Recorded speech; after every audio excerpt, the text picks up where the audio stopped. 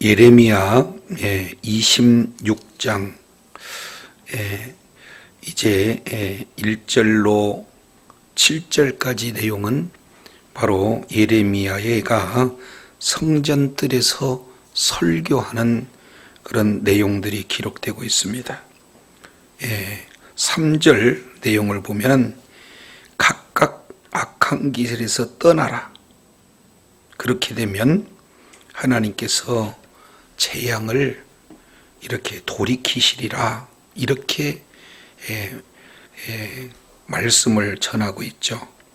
그런데 예레미야의 그런 선포된 경고의 말씀을 그들은 다 이렇게 듣고 있는 그런 어떤 모습을 살펴보게 되면 그 메시지의 핵심 내용이 이렇게 표현하고 있습니다. 자, 5절 보면은 보내고 보낸 선지자의 말을 지금까지 듣지 않았다. 그래서 만일 또다시 듣지 아니한다면은 크게 두 가지 내용입니다. 첫째, 성전을 실로같이, 그리고 이 성읍을 세계의 열방의 저주거리가 되게 하겠다. 이런 심판 메시지를 여호와의 집뜰에서 예레미야 선지자가 말을 하고 있습니다. 그러면은 이 말을 이렇게 예언의 말씀을 들었던 그런 자들이 7절에 보니까 제사장들도 선지자들도 모든 백성들도 이제 순종하려고 듣는 게 아니라 책 잡으려고 듣는 그런 모습들을 가지고 있습니다. 그래서 오늘 8절부터 24절까지는 예레미야의 그런 경고 메시지를 이제 듣고 8절부터 9절까지 이 내용을 통해서 보니까 이제 그 말씀을 이제 듣고 죽이려고 하는 의도를 가지고 10절 내용을 보니까 비상 이제 법정을 이렇게 소집하고 11절 이제 죽이려는 것이 합당하다. 그래서 듣고 예레미야를 죽이려고 온 그때 예레미야가 12절부터 15절까지 적극적으로 변호를 하게 됩니다. 그래서 만일 이제 나를 죽이게 되면 너희들에게 반드시 이제 그 핏값이 돌아갈 것이다 라는 그 내용을 이제 적극적으로 변호하고 경고하는 그런 내용들을 보이고 있어요. 그러니까 성전을 이제 모욕했다는 그런 죄목으로 죽이려고 했을 그때에 적극적인 변호를 진행하고 있는 예레미야와 그런 바로 지도자들과의 그런 법정에서의 논쟁이 진행이 되고 있습니다. 이 모든 내용들을 들었던 백성들과 그리고 지도자들이 16절 하반절 내용을 보니까 죽음이 부당하다 이렇게 표현해요. 자, 그러면서 두 사례를 직접 듭니다. 첫 번째 사례는 18절에 히스기야 시대의 미가 선지자의 예언이 예레미야 선지자하고 똑같은데 히스기야는 바로 똑같은 메시지를 듣고 회개를 했다 하는 것과, 두 번째 여호의 김시대의 우리야라는 선지자가 똑같은 메시지를 전할 때 그는 죽였다. 이런 두 가지 사례를 대비시켜서 전했을 때 24절 이제 예레미야가 이제 죽지 않고 하나님의 보호가 임하는 내용의 줄거리가 바로 26장 전체 메시지가 됩니다. 그러면 이 말씀을 근거로 해서 바로 합당과 부당이라는 제목으로 합당과 부당이라는 제목으로 은혜를 나누고자 합니다. 자, 11절 중반절에 보면 이 사람은 죽음이 합당하다라고 말하고 있고 16절 하반절 내용을 보니까 이 사람의 죽음은 부당하다. 그래서 똑같은 메시지를 놓고 죽여야 옳다, 죽여서는 안 된다는 그런 결론이 도출되고 있습니다. 그러면 이 합당과 부당이라는 제목 하에 우리가 나눌 수 있는 은혜가 어떤 것들이 있는가? 자, 우리 한 절씩 우리가 살펴보도록 하겠습니다. 자, 26장 8절 내용을 보면은 이런 말씀을 하고 있죠. 예레미야가 여호와께서 명령하신 말씀을 모든 백성에게 다 고했어요. 그리고 고한 것을 마쳤을 때, 자, 8절 하반절에 보니까 제사장 그리고 선지자들 그리고 모든 백성이 예레미야를 붙잡고 이렇게 합니다. 내가 반드시 죽으리라. 왜 죽을 수밖에 없느냐? 그 이유를 이렇게 표현해요. 어찌하여 내가 여호와의 이름을 의지하고 예언하여 이르기를 이 성전이 실로같이 되겠고 이 성이 황폐하여 주민이 없으리라 하느냐 하며 그 모든 백성이 여호와의 성전에서 예레미야를 향하여 몰려드니라. 그러면은 지금 예레미야는 하나님의 말씀을 바로 가감없이 전했던 내용이고, 그 전한 내용은 이 성도 회파되고 이 성읍도 황폐되어진다, 이런 심판의 메시지를 전했는데 듣는 자들은 하나님의 말씀으로 예언한다라고 받아들이지 않고 오히려 바른 진리를 거짓 뉴스다, 이렇게 지금 받아들이고 있는 것으로 지금 보게 됩니다. 자, 그래서 이제 이 예레미야를 죽이려고 한다면은 절차를 밟아야 되지 않겠느냐. 그래서 10절에 이제 종교 이제 지도자들이 뭘 하느냐, 법정을 비상으로 내리는 그런 내용이 10절에 기록되고 있어요. 자, 이제 10절 보면 유다의 고관들이 이 말을 듣고 왕궁에서 여호와의 성전으로 올라가 여호와의 성전 새 대문 입구에 앉음에 그랬습니다. 그러면은 지금 성전 앞에 서 있는 내용은 바로 거기는 어떤 곳이냐, 이제 바로 법정이 있는 그런 장소가 되어지겠죠. 자, 그래서 이제 법정이 이제 이루어지는 장면을 보게 됩니다. 그러면서 제사장들이 이렇게 표현을 해요. 26장 11절 우리 다 같이 읽겠습니다. 시작.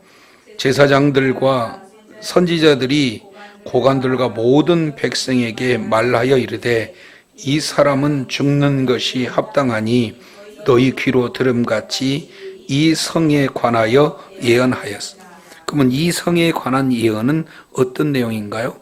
앞에서 보니까 26장 6절에 보니까 이 집이 실로와 같이 된다. 다른 말로 본다면은 이제 완전히 황폐되어진다, 그런 내용이에요. 그러니까 성전 모독죄를 가지고 충분히 이게 죽일 수 있는 그런 어떤 처지다, 이렇게 표현합니다. 이것을 신명기 18장 이 내용을 통해서 보면은 선지자가 하나님의 말씀에 근거하지 않고 자기 뜻대로 예언을 하게 되어지면은 바로 죽일지니라, 이렇게 표현하는 말씀을 근거하고 있죠. 그래서 성전을 모독했으니, 그리고 성전 모독은 하나님의 뜻이 아니라고 보고 그 선지자는 마땅히 죽여야 된다라고 지금 주장하고 있는 것을 보게 됩니다. 그러면 예레미야가 하나님의 말씀을 이렇게 그대로 전했는가, 아니면 그들이 이렇게 지금 고발한 내용처럼 예레미야 스스로 말을 했는가, 이거에 대한 법정을 지금 표현하고 있게 되는 것을 우리가 살펴볼 수가 있습니다. 자, 이것은 굉장히 중요한 거예요. 지금도 역시 마찬가지로 진리와 비진리의 싸움입니다. 그때나 지금이나 앞으로 여전히. 그래서 지금 다수는, 예레미야 시대의 다수는 어떻게 되느냐? 거짓을 지금 가지고 진리를 지금 거짓으로 지금 바꾸고 있는 그런 내용입니다. 그래서 진리를 거짓으로 매도하고 있는 지금 현재의 상황이 아니겠습니까? 그러니까 이제 죄가 없이 하나님의 말씀을 바르게 대언했다는 그런 죄목으로 자기들이 원하는 대로 예언하지 않고 자기들이 꺼리는 예언을 했다는 그 내용으로, 그 내용을 바로 진리로 보지 않고 비진리로 봐서 예레미야 선지자를 죽이려고 하는 그런 어떤 모습들을 보게 됩니다. 이것은 사도행전 23장 이하 우리가 내용을 통해서 살펴보면 사도 바울이 예수님께서 죄가 없으시다, 죄가 없으시다, 죄가 없으시다 하는 것처럼 계속해서 사도 바울 역시 마찬가지로 죄가 없이 무죄임에도 불구하고 이제 로마로 어쩔 수 없이 끌려가는 그런 어떤 상황들을 우리가 살펴봅니다. 예수님 역시 마찬가지로 이제 예수님께서 바른 진리만을 선포했음에도 불구하고 이스라엘 백성들은 이제 신성을 모독했다, 안식일을 이렇게 멸시했다, 그런 갖가지 이유를 이렇게 들어서 정치범으로 보라. 결국에 죄가 없으시는 이 부분을 빌라도 법정에서 3번, 4번 계속해서 무죄가 선포됐음에도 불구하고 어떻게 해요? 다수결의 원칙에 의해서 지금 진리를 비진리로 거짓으로 바꿔서 죽이려고 하는 그런 어떤 내용은 지금 예레미야 시대나 예수님 시대나 사도 바울 시대나 지금 시대나 동일하게 이루어진다는 사실을 우리가 살펴볼 수가 있어요. 그렇기 때문에 진리가 바르게 증거되는 그곳에 진리를 거짓으로 바꾸려는 그런 강력한 세력들이 하나가 되어진다는 사실들을 우리가 살펴볼 수가 있습니다. 자, 이런 상황에 예레미야가 적극적으로 지금 자신을 변호하는 것을 보게 됩니다. 법정 상황에서 당연히 죽여야 된다, 죽이는 것이 합당하다. 이유는 이 성을 이제 쳐서 예언했다는 그런 이유가 되겠죠. 자, 그랬을 때 12절 예레미야 선지자가 뭐라고 표현합니까? 예레미야가 모든 고관과 백성들에게 말하여 이르되 여호와께서 나를 보내사 너희가 들은 바 모든 말로 이 성전과 이 성을 향하여 예언하게 하셨느니라, 이렇게 말씀하고 있어요. 그러면은 예레미야는 자신의 얘기를 했다는 겁니까? 하나님께서 특별히 파송하시고 하나님의 하신 말씀만 가감없이 전했다는 겁니까? 그럼요. 가감없이 지금 전했다, 이런 어떤 내용을 지금 적극 표현하고 있어요. 따라서 그런즉 너희는 너희 길과 그리고 행위를 고치고, 그리고 두 번째, 너희 하나님 여호와의 목소리를 청종하라. 그러니까 말씀에 순종하고, 두 번째, 너희의 행위를 바르게 돌이켜라. 다른 말로 회개하라. 그러면 우리 주님께서 어떻게 약속하시냐? 여호와께서 너희에게 선언하신 재앙에 대하여 뜻을 뭐하리라? 돌이키리라. 그래서 예레미야 선지자는 바르게 또 복음을 전해요. 이 성에 대한 내용과 그리고 이 성읍에 대한 그런 어떤 내용, 이 심판에 대한 부분은 하나님께서 나를 보내셔서 이렇게 선언하신 것이다. 따라서 이 말씀을 듣고 말씀에 이제 잘못된 길에서 돌이켜 회개하고 하나님의 말씀을 순종하게 되면은 이미 이 성과 이 성읍에 재앙을 내리고자 하는 하나님의 뜻을 돌이키시겠다. 이 내용을 정확하게 제시합니다. 사실은요, 우리가 성경에서 살펴보면은, 자, 다윗 왕 시대에 다윗도 죄를 짓고, 그리고 사울도 죄를 짓습니다. 그런데 죄를 지었을 때 그 죄에 대해서 지적했던 그런 반응을 보게 되면은 사울 왕은 변명하기에 급급했어요. 그리고 거짓말을 하고 오히려 돌이키지 않았습니다. 그러나 다윗 왕은 그 죄에 대해서 심각성을 깨닫고 즉각적인 회개를 철저하게 진행했던 것을 보게 됩니다. 우리 역시 마찬가지죠. 우리가 죄의 그런 어떤 죄인의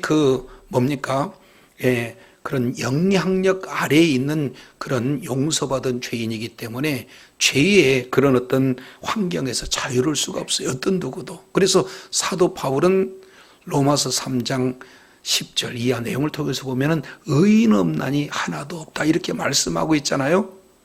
그렇기 때문에 언제든지 모든 죄를 용서받아서 하나님께서 의인이라고 칭해 주기는 하지만 여전히 우리는 죄를 지을 수밖에 없는 그런 환경 속에서 사는 거예요. 이랬을 때 죄를 짓지 않는 것이 아니라 죄를 지적을 받았을 때 죄에서 돌이키는 것이 우리에게 복인 줄로 믿습니다. 그럼 예레미야가 다시금 바른 진리의 말씀을 전해요. 하나님의 말씀을 가감없이 전합니다. 그래서 잘못된 길에서 돌이켜라. 그리고 하나님의 말씀에 순종해라. 그러면 우리 하나님께서 그런 돌이키는 자, 회개하는 그런 자에게 재앙을 내리겠다는 그 뜻 자체를 돌이키겠다. 이렇게 말씀하고 있습니다.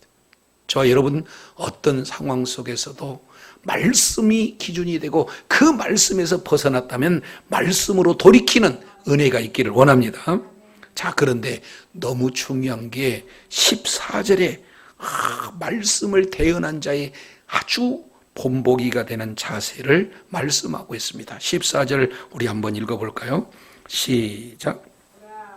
보라, 나는 너희 손에 있으니 너희 의견에 좋은 대로 옳은 대로 하려니. 와, 그렇죠. 여기서 너희 소견에 좋은 대로, 너희 소견에 옳은 대로는 뭡니까? 마땅히 너는 죽는 것이 합당하다. 이 얘기는 너희 마음대로 나를 죽일 수 있다 그 말이죠. 그래도 뻔히 죽일 줄 아는데도 불구하고 하나님의 말씀을 바로 전해요. 그래서 너희는 분명히 알아라.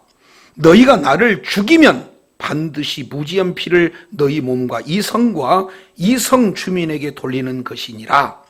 이는 여호와께서 진실로 나를 보내사 이 모든 말을 너희 귀에 뭐하겠다? 말하게 했다. 그러니까 하나님께서 말하게 하시는 말씀을 가감없이 말하는데 설령 죽는 한이 있더라도 하나님의 말씀을 바로 증거하겠다는 그 자세, 이게 바로 하나님의 말씀을 이렇게 전하는 바로 예레미야 선지자의 그런 자세를 우리가 살펴볼 수가 있습니다. 참 이게 굉장히 중요한 것 같아요. 그러니까 앞에 어려움이 있으니까, 손해가 있으니까, 여러 가지 환란이 있으니까, 죽음이 놓여 있으니까 하나님의 말씀을 이렇게 증거해야 될 자리에 증거하지 않는다. 이거 상당히 심각한 문제잖아요.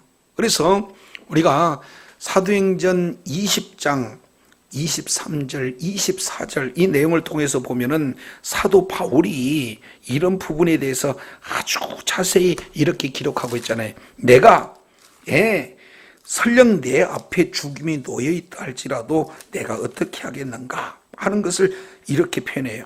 오직 성령께서 각 성에 내게 증가하여 결박과 환란이 나를 기란다 하시나 나의 달려갈 길과 주 예수께 받은 사명 곧 하나님의 은혜의 복음을 증거하는 일을 마치려면 나의 생명을 조금도 귀한 걸로 여기지 않겠다. 이런 표현을 사도 바울 역시 마찬가지로 예레미야 똑같이 하나님의 말씀을 증거하는 일에 환난이 있고 핍박이 있고 설령 죽음이 있다 할지라도 하나님의 말씀을 바로 증거하겠다는 그런 자세, 이 내용을 정확하게 이렇게 표현합니다. 진리를 위한 비장한 각오, 이런 모습이 저와 여러분에게 동일하게 있어야 될 줄로 믿습니다. 그래서 계시록 12장에도 우리 주님께서 말씀을 하고 계시죠. 자, 계시록 12장 11절 내용도 똑같이 마찬가지입니다. 또 여러 형제가 어린 양의 피와 자기 증언하는 말을 인하여 그를 이겼으니 그들은 죽기까지 자기 생명을 아끼지 아니하였도다. 계시록 전체 내용을 통해서 보면은 계시록 1장 2절 내용을 보면 하나님의 말씀과 예수 그리스도의 증거, 이 두 가지, 바로 말씀을 사수하고 그리고 예수 그리스도의 복음을 증거하는 그런 일이 있을 때 반모라는 섬이 나타나고 끝까지 어려운 환난들이 이렇게 떠나지 않는 것을 봅니다. 그럼에도 불구하고 종말론적 신앙을 가진 그런 성도들은 하나님의 말씀에도 그리고 예수 그리스도의 증언하는 그 일에도 서로 이렇게 균형된 그런 신앙의 소유자를 이제 이기는 자로 우리 주님께서 말씀을 하고 있다는 것을 우리가 보게 돼요. 그래서 예레미야 시대도 사도 바울 역시 마찬가지로, 그리고 종말론적 신앙을 소유한 성도 모두가 진리를 바로 증거하는 일에는 비장한 각오로, 환경이 어렵더라든지 손해가 된다 할지라도 아니면 목숨의 위협이 따른다 할지라도 말씀을 바로 증거하는 그런 위치에 있어야 될 줄로 믿습니다. 그래서 14절에 너희 소견에 옳은 대로 그렇게 하겠지만 이것은 분명히 알아라. 나는 하나님께서 나를 보내신 이 모든 말을 너희 귀에 마땅히 이렇게 들려야 되겠다 하는 그런 자세로 이렇게 말씀하고 있습니다. 여기서 이제 우리가 한 가지 더 생각해 볼 수 있는 내용은요, 나를 죽이면 무지한 자를 이 피를 흘리게 했으므로 너희 몸과 이 성과 이 성의 모든 백성에게, 그러니까 점점 개인에서 공동체로 그리고 범위를 지역으로 넓혀가는 그런 내용들을 살펴보게 됩니다. 그러니까 한 사람의 죄가 점점 확대되는 그런 내용이죠. 아담과 하와의 죄로 말미암아 온 인류에 미치는 그런 내용과 똑같습니다. 그러니까 개인과 공동체 내용은 다 한마디로 본다면은 이제 공동체적 책임을 가지고 있는 그런 어떤 내용이다. 그러니까 몰랐는데요, 아니면은 그냥 모르든 알든 그냥 동조하는 그런 어떤 내용 자체가 모두에게 이 죄의 영향권 안에 이렇게 들므로 말미암아 결국 심판은 피할 길이 없다라는 사실을 말씀하고 있어요. 따라서 사도 바울은 갈라디아서 5장 9절에 보면은 마치 누룩의 비유로 이렇게 표현하고 있습니다.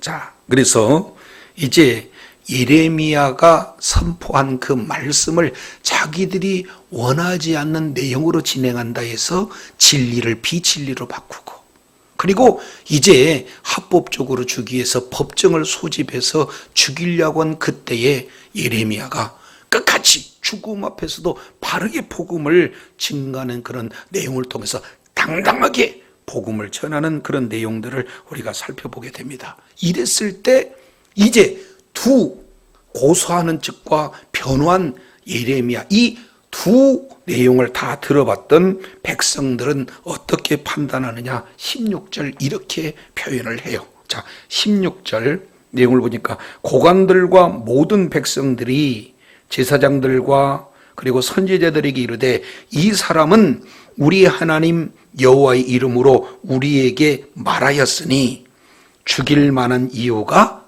없다. 그러니까 죽일 만한 이유가 없다, 부당하다, 이렇게 지금 말씀을 하고 있는 것을 보게 됩니다.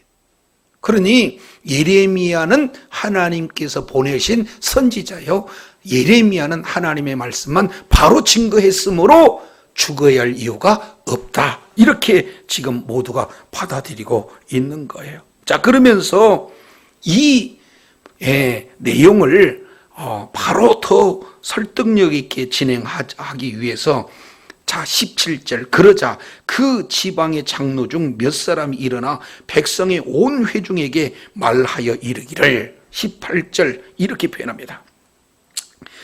유다 왕 히스기야 시대 모레셋 사람 누가?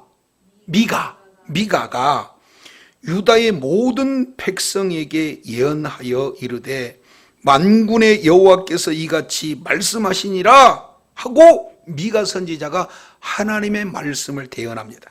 자, 그랬을 때 시온은 밭같이 경작지가 될 것이며 예루살렘은 돌무더기가 되며 이 성전에 사는 산당의 숲과 같이 되리라. 한마디로 본다면은 성도 성읍도 모든 그런 주변 내용이 다 어떻게 됩니까? 황폐된다라고 미가 선지자가 지금 선언하고 있습니다. 자, 요거 기억하시고 미가서 3장 잠깐 보고 돌아오겠습니다. 요나서 다음이 미가입니다. 자, 미가서 3장입니다. 미가서 3장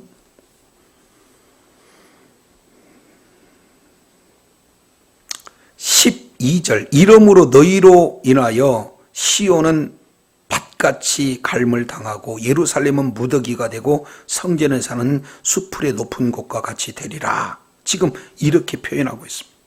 그러니까 이 미가 선지자가 지금 이사야 선지자가 활동했을 동시대 인물입니다. 미가 역시 마찬가지로. 그러니까 그때 당시의 왕은 히스기야 왕, 지금 이런 내용이다라고 지금 예레미야 26장 18절에 말씀하고 있잖아요. 그러니까 동시대의 미가도 동시대의 이사야도 활동했는데 히스기야 시대에 미가라는 자가 성전 다 무너진다.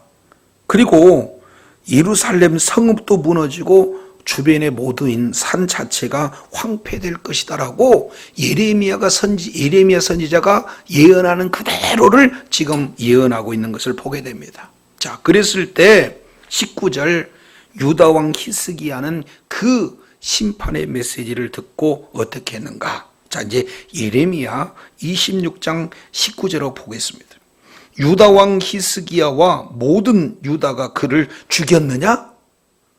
그렇게 심판을 명하는 그런 어떤 내용이라고 죽였느냐?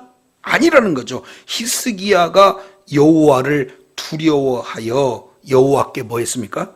간구했다는 거예요. 다른 말로 철저하게 회개하고 철저하게 하나님 앞에 구원을 위해서 기도했다 이렇게 봅니다. 이것을 시대적으로 보면은 아수르 왕 산헤립이 이렇게 쳐들어왔을 때 열왕기하 내용을 우리가 살펴보게 되면은 어떻게 되냐면 18만 5천 명이 예루살렘을 에워싸지 않습니까? 그랬을 때 히스기야가 철저하게 회개합니다. 그리고 하나님 앞에 기도합니다. 그리고 이제 그 결과가 어떻게 되는가? 19절 자세히 보세요. 아주 중요한 내용입니다. 그들이 선언한 재앙에 대하여 뜻을 돌이키지 아니하셨느냐? 이렇게 얘기해요.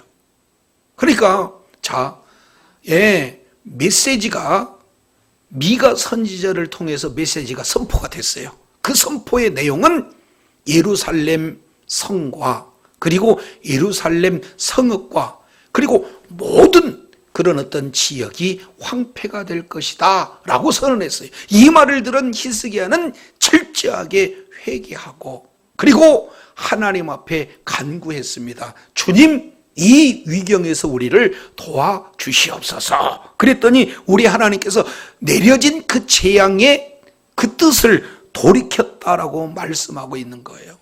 그러니까 진정으로 지금 똑같은 메시지만 예레미야 시대에 지금 여호야김은 이 내용을 듣지 않았습니다. 그리고 히스기야는 이 말씀을 들었습니다. 자, 그런데 여기서 자세히 보면은 지금 모든 그런 백성들이 이렇게 들으면서 하는 내용이 마지막 19절 재미있는 표현을 이렇게 하고 있어요. 19절. 자, 여호와께서 그들에게 선언한 재앙에 대하여 뜻을 돌이키지 아니하셨느냐. 그 다음에 우리가 이같이 하면 해서, 이같이 하면 어떻게 되는 겁니까? 우리의 생명을 스스로 심히 해롭게 하는 것. 그랬으니까 이같이 하면은 그 얘기는 예레미야를 죽이는 거잖아요. 그잖아요. 그런데 죽이게 되면은 우리의 생명을 스스로 해야 하는 일이라. 여기서 아쉬움이 있어요. 지금 예레미야가 하나님의 말씀을 이렇게 바로 대언했다라는 사실을 알아요. 그리고 참 선지자라는 사실을 알아요. 따라서 마땅히 죽여야 한다라고 주장했던 지도자들과 반대로 그들은 죽여야 할 이유가 없다, 부당하다, 이런 내용을 만약에 죽게 되면 우리의 생명에 큰 해가 된다라는 사실을 알고 있는데, 여기서 중요한 것은 이 메시지를 들었던 히스기야는 증거했던 미가를 손댔습니까? 안 됐습니까? 안 됐죠. 똑같이 이들도 그렇게 되면 안 된다고 얘기하는데, 이 히스기야는 그 말씀을 듣고 뭐 했습니까? 뜻을 돌이켜서 회개하고 하나님 앞에 간구했을 때 재앙이 완전히 면하게 되는 줄로 믿습니다. 그 내용을 13절에 그대로 표현하고 있어요. 너의 길과 행위를 고치고 너희 하나님 여호와의 목소리를 청종해라. 그리하면 여호와께서 너희에게 선고하신 재앙의 뜻을 돌이키시리라. 히스기야에게 얘기했던 그런 미가의 말 그대로, 미가의 대언한 내용 그대로 예레미야가 여호야김 시대에 지금 똑같은 메시지를 진행했는데, 히스기야 시대는 회개도 하고 하나님 앞에 간구도 했어요. 그런데 이들은 죽이지는 않았지만, 예레미야 선지자를 죽이지는 않았지만 돌이켰다, 회개했다, 하나님 앞에 간구했다, 이런 내용은 없어요. 이게 아쉬운 현실입니다. 알고도 지금 실제 삶의 현장에 적용하지 못하는 그런 안타까움, 이런 내용들을 우리가 살펴보게 됩니다. 그러면서 다시 한번 미가 선지자와 또 다른 우리야 선지자를 대비해서 지금 하나님의 뜻을 바로 증거하려고 지금 말씀하고 있는 것을 다시 삽입구절로 지금 표현하고 있는 것을 보게 됩니다. 20절 보세요. 또 여호와 이름으로 예언하는 사람이 있었다. 곧 기럇 여아림의 스마야의 아들 우리야라. 그러니까 우리야가 똑같이 여호와 이름으로 예언을 했다는 거죠. 그가 예레미야의 모든 말과 같이 이 성과 이 땅에 경고하여 예언했다. 그러면은 똑같은 사실을 지금 예레미야도 미가도 그리고 또 우리야도 셋이 똑같은 메시지를 전했다는 거예요. 자, 그랬는데 지금 미가의 메시지를 들었던 히스기야는 그 말씀의 경고를 듣고 하나님을 두려워해서 회개하고 하나님 앞에 끝까지 그 말씀을 청종함으로 말미암아 재앙의 뜻을 돌이키는 그런 결과가 있었는데, 반면 똑같이 증거했던 우리의 메시지를 어떻게 들었느냐. 21절 보니까 여호야김 왕과 그 모든 용사와 그리고 모든 고관이 그의 말을 뭐하고서? 듣고서. 그러면은 듣고서 어떻게 했느냐? 왕이 그를 뭐 했어요? 죽이려 했다. 그러면 회개했다는 겁니까? 아니라 죽이려 했다는 겁니까? 죽이려 했어요. 그러니까 이 사실을 안 우리야가 이제 듣고 두려워해서 애굽으로 도망갔어요. 그랬더니 여호야김은 사람을 애굽으로 보내서 곧 악보의 아들 엘라단 그리고 몇 사람을 함께 애굽으로 보냈더니 그들이 우리야를 애굽에서 연행하여 여호야김 왕에게 그를 데려오매 왕이 칼로 그를 뭐 해버렸어요? 죽이고 결국 그를 죽이는 일들을 진행을 하게 됐습니다. 그래서 그 시체를 평민묘지에 던지게 하니라, 이렇게 지금 말씀하고 있습니다. 그래서 미가는 뭔가 해를 당하지도 않고 미가의 말씀에 증거한 메시지를 듣고 회개의 역사가 나타났던 그런 어떤 내용은 히스기야 시대에 일어난 겁니다. 근데 여호야김 시대는 그 말을 듣고 이제 죽이려고 했고 또 쫓아가서 잡아와서 결국에는 죽이는 그런 이런 만행을 이렇게 저질렀다. 이 두 가지 예를 지금 현재 예레미야 선지자에게 그대로 지금 적용하고 있는 것을 보게 됩니다. 그래서 이제 말씀을 들었던 지도자들, 그런 자들이 예레미야를 마땅히 죽여야 된다. 그러면은 예레미야는 너희 마음대로 죽일 수는 있으되 분명한 것은 하나님께서 나를 보내신 거고 나를 죽이게 되면은 그의 죄값을 너희들이 반드시 이렇게 받을 수밖에 없다. 이런 내용을 듣고 이제 모든 백성들이 죽여서는 안 된다 하면서 두 가지 예를 들어서 설명을 하고 있는 것을 보게 됩니다. 그래서 최종적인 내용은 어떤 건가? 오늘 결론이 24절이에요. 자, 24절 우리 한번 읽습니다. 시작. 아히김의 손이 예레미야를 도와주어 그를 백성의 손에서 내어주지 아니하여 죽이지 못하게. 할렐루야. 결국 뭐합니까? 죽지 않았어요. 왜 죽지 않았습니까? 누구 때문입니까? 사반의 아들 아히감이 예레미야를 뭐했다? 보호했다. 이것은 하나님의 은혜인 줄로 믿습니다. 예, 결국 지금 여호야김과 그 지도자들 그리고 똘똘 뭉친 죽이고자 하는 수많은 사람들이 예레미야를 에워싸고 있는데도 불구하고 그곳에서 정치적 역량이 더 출중한 누굽니까? 아히감이 안 된다 이렇게 선포함으로 말미암아 죽이지 못하는 그런 내용들을 말씀하고 있어요. 자, 이 내용이 사반의 아들 굉장히 중요합니다. 이 사반의 아들 이 내용을 보면은 아히감이라는 자는 요시야 시대 때 서기관이었어요. 그러니까 요시야 왕이 종교 개혁을 할 그때 당시에 서기관으로 활동했던 자니까 신실한 일꾼입니다. 그런 신실한 일꾼이 지금 예레미야를 보호하고 있는 거예요. 그리고 나중에 이제 총독 그라다라는 이 내용 40장 잠깐 보겠습니다. 40장 예레미야서 40장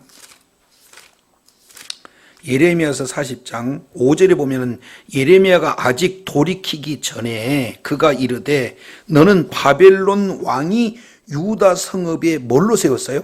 총독으로 세우신 사반의 손자 아히감의 아들 그다랴 이렇게 얘기하잖아요. 그러니까 여기서 아히감은 뭡니까?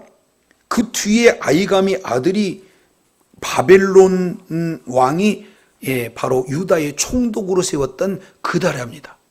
그러니까 지금 이 가문이 간단한 가문이 아니에요. 그래서 사반의 아들 아히감 정치적으로도 굉장한 그런 영향력이 있는데 중요한 것은 하나님을 두려워하고 어떻게든지 말씀대로 순종하고자 하는 신실한 믿음의 사람을 우리 하나님께서 아주 위급한 처지에 예레미야를 뭐하게 합니까?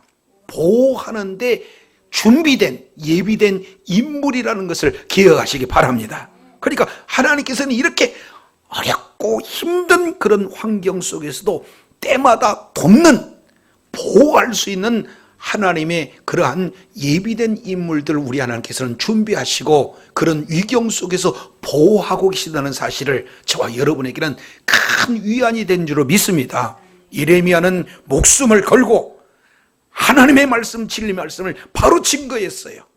그랬을 때 죽음의 그런 어떤 환경에 놓여 있을 그때의 아히감을 들어서 우리 하나님께서 보호해 주셨다는 사실, 이것은 성경 전체 하나님의 놀라운 섭리가 곳곳에 배어 있게 되는 것을 보게 됩니다. 우리가 엘리야 시대에 엘리야가 이제 뭡니까? 기도하고 달려갔을 때 먹을 거 없잖아요. 그랬을 때 사렙다 과부를 우리 주님께서 준비시켰고, 엘리사 선지자에게 수넴 여인을 준비시켰고, 그리고 다윗의 경우에는요 아무것도 없잖아요. 그냥 사무리에서 왕으로 뭐 했어요? 기름 부음 받았어요. 그런데 우리 하나님께서 때마다 시마다 우리 하나님께서 돕는 그런 손길들을 그 필요한 장소에 다 예비해 주셔서 이제 다윗 왕이 되게 하도록 환경도 복된 만남도 우리 하나님께서 열어주신 줄로 믿습니다. 우리가 사도행전 내용을 통해서 살펴보더라도 바울이 가는 곳곳마다 어떻게 돼요? 예비된 준비된 인물들이 있어서 사도 바울의 사역을 얼마나 돕는지 몰라요. 저와 여러분이 바르게 말씀을 이렇게 깨닫고 그 말씀을 증거하는 일에 우리가 하나님 나라 확장하는 일에 존귀하게 쓰임 받는 그 자리에는 어려움도 있을 수 있어요. 그러나 우리 하나님께서 반드시 예비해 주신 그런 돕는 손길이 있다는 것을 기억하시기 바랍니다. 오늘 내용을 통해서 우리가 살펴봤을 때 이제 바르게 진리가 증거되었을 때 오히려 진리를 비진리로 바꾸는, 그래서 다수의 사람이 소수의 진리를 변혁시키고자 하는 그런 악한 일들이 이 시대도 있다는 것을 우리가 기억하고, 이런 상황 속에서도 끝까지 하나님의 말씀을 바로 증거해야 될 줄로 믿습니다. 그를 증거하는 그런 어떤 자세에 중요한 것은 정말로 사도 바울이 했던 것, 종말론적 신앙의 그런 믿음의 소유자가 그랬던 것처럼 이제 예레미야가 너희의 선한 대로 옳은 대로 아무렇게나, 다른 말로 생명을 담보로 한 진리를 위해서 비장한 각오와 자세가 우리에게도 그대로 적용된다는 사실을 우리가 살펴볼 수가 있습니다. 이렇게 바로 증거했을 때 어려운 위경 속에서도 우리 하나님께서는 바른 그런 복음이 증거되는 그곳에서 우리 하나님께서 예비한 인원들이 이 아버지 하나님의 도우심으로 말미암아 바로 온전한 보호가 있게 된 줄로 믿습니다. 더 중요한 것은 이제 이 시대에 히스기야가 그 말씀을 듣고 순종해서 오히려 하나님의 구원함을 입었는데, 이들은 그냥 목숨만 이렇게 자기 해가 되지 않고 결국에 심판을 이렇게 진정으로 회개하지 말미암아 심판을 온전히 이렇게 재앙을 없이 할 수 없는 그런 안타까움이 보여져요. 저와 여러분, 이제 하나님의 말씀을 통해서 우리가 말씀에서 벗어났다면 철저하게 회개하고 이제 어떻게든지 내 힘으로 내 능력으로 이제 돌아올 수 없으니 성령님 의지에서 말씀대로 순종하는 그런 자리에 계속 있게 되어지면 우리 하나님께서는 하나님의 놀라운 회복의 역사를 히스기야에게 주었던 것처럼 저와 여러분에게도 동일하게 주실 줄로 믿습니다. 필요할 때마다 예비된 그런 환경과 만남을 통해서 보호해 주실 줄로 믿습니다. 그래서 바른 복음을 바로 믿고 바로 증거하는 일에 있으므로 하나님의 도우심을 경험하고 그 복음이 증거되는 곳곳마다 회개의 역사가 일어나 하나님의 도우심과 하나님 나라의 확장하는 일에 존귀하게 쓰임받고 주님께 영광 돌리는 복된 은혜가 있기를 예수 이름으로 축원합니다. 기도하겠습니다. 거룩하신 하나님 감사합니다. 오늘 또 이제 성전 이제 문에서 서서 성전 설교를 진행했던 예레미야의 그런 선포 메시지를 들었던 당시대의 지도자들과 백성들이 예레미야를 죽이려고 이제 법정을 개최해서 죽이려고 모였지만 적극적인 변론을 듣고 모든 사람들이 수긍해서 이제는 하나님이 준비한 그런 예비된 인물을 통해서 구원함을 얻었던 것을 우리가 살펴보면서 중요한 내용, 바로 다수의 거짓이 이제 소수의 진리를 거짓 것으로 이렇게 바꾸어서 결국에는 죽이려고 하는 이런 사탄의 그런 아버지 하나님 일꾼들로 전락되는 모습을 우리가 살펴봅니다.